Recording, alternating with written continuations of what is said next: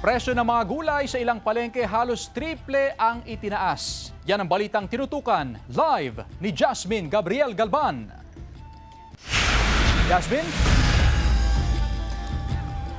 Chris, matapos manalas ang bagyong Uwan ay epektado ngayon ang supply at presyo ng gulay sa iba't ibang pamilihan sa probinsya ng Pangasinan. Noong nakaraang linggo lang, mababa ang presyo ng karamihan sa mga ibinibentang gulay sa Mangaldan Public Market. Pero matapos ang pananalasan ng bagyong Uwan, halos triple itinaas sa presyo nito. Gaya ng sitaw na mula sa 40 hanggang 50 pesos kada kilo, umakyat na ngayon sa 120 hanggang 130 pesos kada kilo. Mula sa 40 pesos per kilo, mabibili ngayon sa 80 hanggang 100 pesos ang kada kilo ng okra. Maging ang kamatis na mula sa 40 pesos per kilo, umakyat sa 100 pesos per kilo. Tumaas din ang presyo ng highland vegetables, gaya ng carrots, patatas, repolyo at sayote.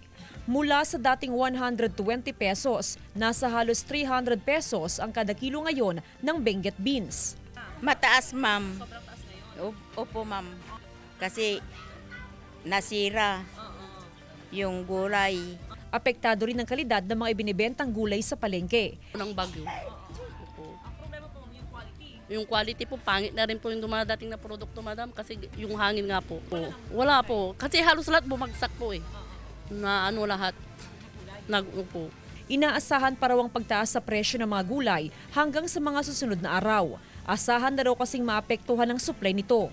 Kung magtutuloy-tuloy ang magandang panahon, posibleng sa loob ng 1 o 2 buwan pa, babalik sa normal ang presyo at supply ng mga gulay, ayon sa Sabang Industriya ng Agrikultura o SINAG.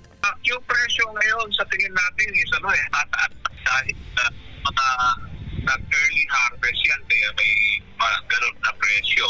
Pero by next week, we expect na tataas na yung presyo.